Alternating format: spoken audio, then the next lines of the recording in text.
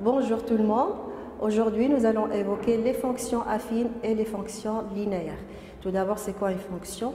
Eh bien, une fonction, c'est une application qui fait subir des transformations au nombre. Ces transformations sont des opérations. Pour vous, mes chers élèves de la 3e année, ces opérations sont des multiplications suivies d'une addition. Pour mieux comprendre, je vous invite de bien suivre cette leçon. Cette leçon comporte 3 parties. On va commencer par des activités pour comprendre c'est quoi une fonction affine. On va passer à la définition d'une fonction affine et comment calculer les images et les antécédents par cette fonction. Et après, on va passer à la représentation graphique de cette fonction affine. La deuxième partie, c'est les fonctions linéaires. On va passer à la définition de la fonction linéaire, calculer le coefficient d'une fonction linéaire et représenter graphiquement une fonction linéaire. Après, on va passer à un exercice récapitulatif pour appliquer tout ce qu'on a vu. L'activité 1. Un club sportif propose à ses adhérents l'offre suivante. Un montant de 70 dirhams comme frais d'adhésion et 30 dirhams pour chaque séance d'entraînement. Alors, je vous demande de compléter le tableau, le nombre de séances. Vous allez me donner le montant à payer par ce tarif. On passe à la correction. La première question, compléter le tableau. Quel est le montant à payer pour s'entraîner de séances? Combien de séances on peut s'entraîner avec un montant de 190 dirhams? Et quatrièmement, donner la formule exprimant cette relation. On passe à la correction. Donc, pour un nombre de séances, pour une séance, on va multiplier 1 par 30 dirhams et après on va ajouter 70, ça donne 100 dirhams. Pour une séance de 2, on va multiplier 2 par 30 et ajouter 100, donc on va trouver 130 dirhams et ainsi de suite. Alors pour la deuxième question, quel est le montant à payer pour 2 séances? Eh bien, on va multiplier 2 par 30 et ajouter 70, ça donne 60 plus 70, c'est 130. Donc on peut dire que le montant à payer pour 2 séances, c'est 130 dirhams. Alors pour la deuxième question, quel est le nombre de séances qu'on peut payer avec un montant de 190 dirhams? Et donc, posons ce nombre x. On va multiplier 30 fois x et on va ajouter 70 pour trouver 190. C'est-à-dire 30 multiplié par x égale à 190 moins 70. Ça veut dire que 30x égale à 180. Donc, on va diviser 120 sur 30 et on trouve 40. Donc, on peut dire qu'avec un montant de 190, on peut s'entraîner 40 séances. Pour la quatrième question, c'était la question: est-ce qu'il s'agit d'un tableau de la proportionnalité? Eh bien non, parce que si on divise 130 sur 2, c'est différent de 190 sur 4. Alors notons cette relation G. L'expression de G est la suivante. À chaque fois, pour chaque nombre x, on va multiplier ce x par 30 et ajouter 70. Ou bien, à chaque nombre x, on associe 30x plus 70. La relation notée G est appelée fonction affine. On écrit G de x égale 30x plus 70. On passe à l'activité 2. Parmi les fonctions suivantes, déterminez les fonctions affines. Je vais vous donner des expressions. Il y a f de x égale à 2 moins 6x, g de x égale à 5x moins 2 sur 11, h de x égale à racine de x plus 5, k de x égale 2x plus 4, t de x, l de x égale racine x plus 2, t de x égale moins 7x, s de x égale à 1 sur 5 et n de x égale à 5. Je vous donne un rappel, la formule algébrique d'une fonction affine est g de x égale à ax plus b. C'est l'aspect d'une fonction affine. F est une fonction affine car A, le nombre qu'on va multiplier par x, c'est le nombre moins 6. et B, c'est le nombre de A égale à moins 6 et B égale à 2. On passe à la fonction G. G de x est une fonction affine aussi parce qu'on va multiplier par 5 sur 11 et on va ajouter moins 2 sur 11. Donc c'est une fonction affine. A égale à 5 sur 11 et B égale à moins 2 sur 11. On passe à la fonction H. On va multiplier par A, c'est le nombre racine 2, et on va ajouter B, c'est 5. Donc c'est une fonction affine. On passe de même pour les autres fonctions. On passe à la fonction T. C'est une fonction affine parce qu'on va multiplier par moins 2 et on va ajouter 0. Et là, c'est une fonction linéaire qu'on va voir dans la prochaine vidéo. Pour la fonction N, c'est une fonction affine parce qu'on va multiplier par le nombre 0 et on va ajouter 5 et on l'appelle une fonction constante. Ce sont des cas particuliers des fonctions affines. Pour les deux autres fonctions, L de x, là on a racine de x, donc ce n'est pas du tout l'aspect d'une fonction affine, ce n'est pas une fonction affine. S de x, 1 sur x, ce n'est pas une fonction affine. L et S ne sont pas des fonctions affines. Donc on va donner la définition d'une fonction affine, soit A et B, deux nombres réels donnés. La relation f qui relie chaque nombre x au nombre ax plus b est appelée fonction affine. Le nombre a est dit coefficient de f et b sont ordonnés à l'origine. On notera cette fonction de manière équivalente.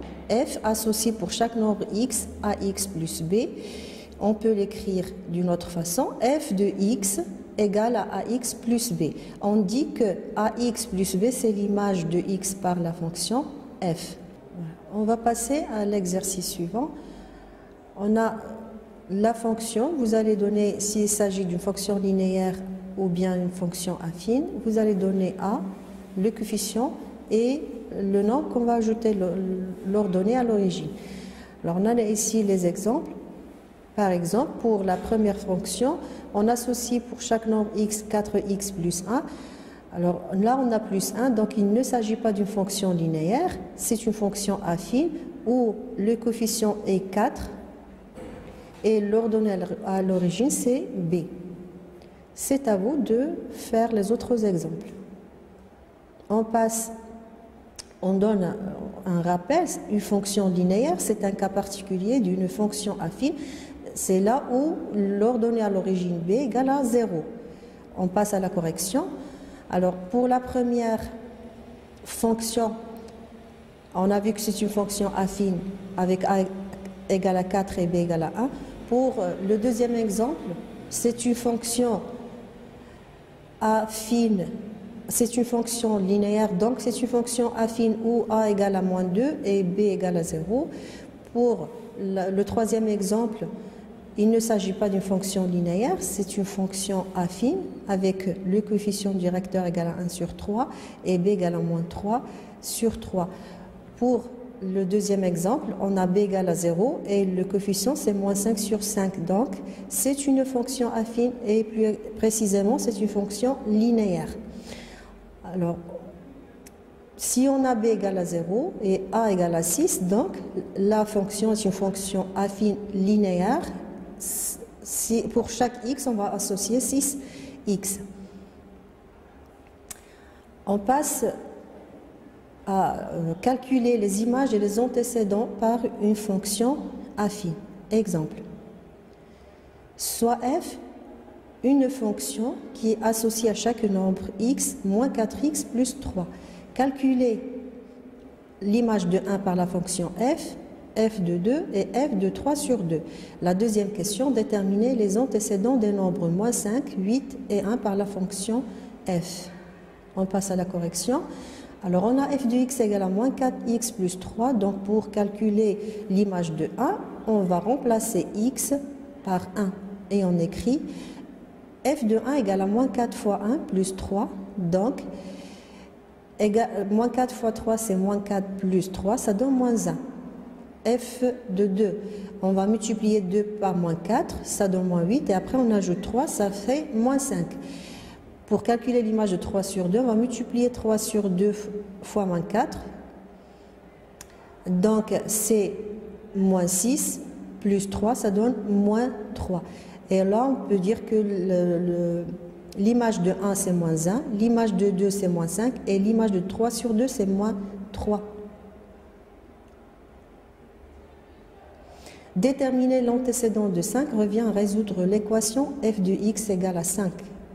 C'est-à-dire résoudre l'équation moins 4x plus 3 qui est égal à 5. Ça veut dire on va transporter le nombre plus 3 à l'autre terme. Ça donne moins 4x égale à 5 moins 3. Donc x égale à 2 divisé par moins 4. Finalement, x égale à moins 1 sur 2. Cela signifie que l'antécédent de 5 par la fonction f est moins 1 sur 2. Vous pouvez faire de même pour les autres antécédents. Alors passons au coefficient directeur d'une fonction affine. Je vais vous donner une activité. Alors soit f, la fonction affine définie par f de x égale à moins 2x plus 5. Alors complétez le tableau suivant.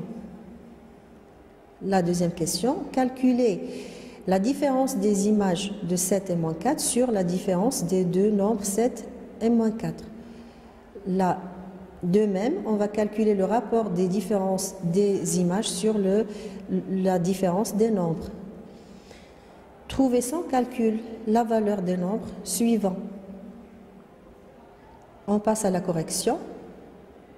F défini par f de x égale à moins 2x plus 5. Donc pour trouver les images de ces nombres, on va multiplier 1 par moins 2 et après ajouter 5. Moins 2 plus 5, ça donne 3. Trouver l'antécédent de moins 7 revient à résoudre l'équation moins 9 égale à moins 2x plus 5. Après tout calcul fait, on trouve 7 et ainsi de suite. On passe à la question 2. Alors, la différence des deux images, c'est l'image de 7, c'est moins 9. Moins l'image de moins 4, c'est 13. Donc, on va calculer moins 9 sur moins 13. Divisé sur la différence de 7 plus 4, ça donne moins 2. Et la différence de f moins 4, c'est 13. Moins f de 1, c'est 3. Donc, 13 moins 3 divisé par la différence des deux nombres, ça donne le même nombre, moins 2. Et ce nombre, regardez, ce nombre, c'est le moins 2 qu'on a comme coefficient de la fonction. Donc, alors, le f de 7 moins f de 4, pour le calculer, on va multiplier 7 par moins 2 plus 5, on va multiplier moins 4 fois moins 2 plus 5. Ça veut dire, moins 2, c'est un facteur commun de 7 plus 4 et là on a 7 plus 4, on peut simplifier par 7 plus 4 et donc le résultat c'est moins 2. Donc à votre avis, quel va être le rapport f de 1 moins f de 5 sans chercher ces images? Eh bien là, le résultat c'est moins 2. Et le rapport de ces images sur les nombres égale aussi à moins 2 et on a dit que le moins 2 c'est le coefficient de la fonction. Donc, d'une façon générale, soit f une fonction affine et x1, x2, deux nombres réels tels que les deux nombres sont différents. Alors le coefficient directeur d'une fonction f est donné par a égale au rapport de la différence des deux images sur la différence des deux nombres, les nombres qu'on a utilisés pour trouver les images. On passe à un exercice, soit la fonction f définie par, pour tout x, on associe à x plus b, tel que f de moins 1 égale à moins 1 et f de moins 3 égale à moins 3. Trouvez l'expression de f. À partir de ces deux images, comment vous allez trouver l'expression de f, c'est-à-dire trouver le coefficient directeur et l'ordonnée à l'origine. On va passer à la correction de l'exercice. On a f de moins 1 égale à moins 1 et f de moins 3 égale à moins 5. Donc, a multiplié par moins 3 plus b égale à moins 5 et a multiplié par moins 1 plus b égale à moins 5. Ça veut dire l'image de moins 1 c'est moins 1. Et l'image de moins 3, c'est moins 5. Donc, on va résoudre ce système. Alors, en faisant la soustraction des deux équations, on trouve moins 2a égale à moins 4. D'où a égale à 2. En remplaçant dans l'équation 2, on peut trouver la valeur de b. Alors 2 moins b égale à 1, ça veut dire que b égale à 1. Et par suite, f de x égale à 2x plus 1. On va passer à la représentation graphique d'une fonction affine. Soit OIG un repère orthonormé, la représentation graphique ou la courbe d'une fonction affine est la droite D passant par les points M, X. Pour les ordonnées, on a f de x, ça veut dire on a les x et leurs images par cette fonction. Donc, par conséquent, pour tracer la courbe d'une fonction affine f, il suffit donc de déterminer deux points de cette courbe. En d'autres termes, il suffit de calculer les images de deux nombres différents x1 et x2 par la fonction f. Soit f, la fonction affine définie par f de x égale à 2x plus 1. D'après l'exercice précédent, on a vu que l'image de moins 1, c'est moins 1, l'image de moins 3, c'est moins 5. La représentation graphique de la fonction f est la droite passant par les points moins 1 et moins 3, moins 5. Donc la figure à côté représente la courbe delta de la fonction f. On a construit a moins 1, moins 1 et b moins 3, moins 5. Et donc la représentation graphique, c'est la droite passant par a et b. Donc, à titre récapitulatif, on a vu qu'une fonction linéaire s'écrit sous forme, une fonction par exemple f de x égale à ax plus b. A, c'est le coefficient de cette fonction, b, c'est son ordonnée à l'origine. Pour calculer a, le coefficient, c'est le rapport de la différence de deux images sur le rapport des deux nombres. Et après, pour trouver l'ordonnée à l'origine, on va remplacer le x par un nombre et chercher son image pour pouvoir résoudre l'équation et trouver le nombre b. Pour la construction, c'est une droite. Il suffit de déterminer deux points pour construire ces deux droites.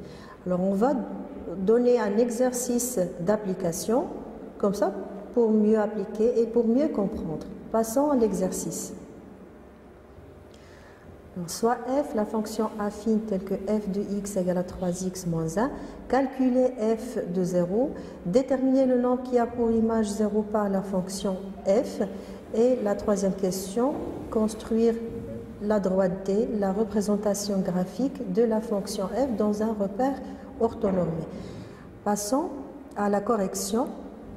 Pour calculer l'image du nombre 0, alors on a f de x égale à 3x moins 1, on remplace x par 0, ça veut dire on va multiplier 0 par 3, ça donne 0, moins 1 c'est moins 1, donc on peut dire que l'image de 0 c'est moins 1. Déterminer le nombre qui a pour image 0 revient à résoudre l'équation f de x égale 0, c'est-à-dire 3x moins 1 égale à 0, on rapporte moins 1 à l'autre terme, ça donne 1, donc 3x égale à 1, et par suite x égale à 1 sur 3. Donc l'antécédent de 0, c'est 1 sur 3. Passons à la dernière question, c'est la représentation graphique de la fonction. On a dit que c'est une droite, donc pour tracer cette droite, on doit déterminer deux points. Alors on va donner le tableau de valeur de cette droite. On va donner une valeur pour x et chercher son image par la fonction f. Donc l'image de 1 par la fonction f, c'est 2. L'image de 0, on l'a calculé tout à l'heure, c'est moins 1. Donc il suffit de marquer sur le repère orthonormé les points de coordonnées 1, 2 et le deuxième point de coordonnées 0, moins 1. Donc, dans le repère orthonormé, on va construire le point de coordonnées 1, 2, c'est le point A. Le point B de coordonnées 0, moins 1, c'est le point B. Et donc la construction géométrique, c'est la droite passant par A et B. La droite, c'est la représentation graphique de la fonction f. C'est la fin de cette séquence. Je vous invite de faire des exercices d'application pour mieux comprendre ce qu'on a vu. Et la deuxième partie va être concernée pour les fonctions affines.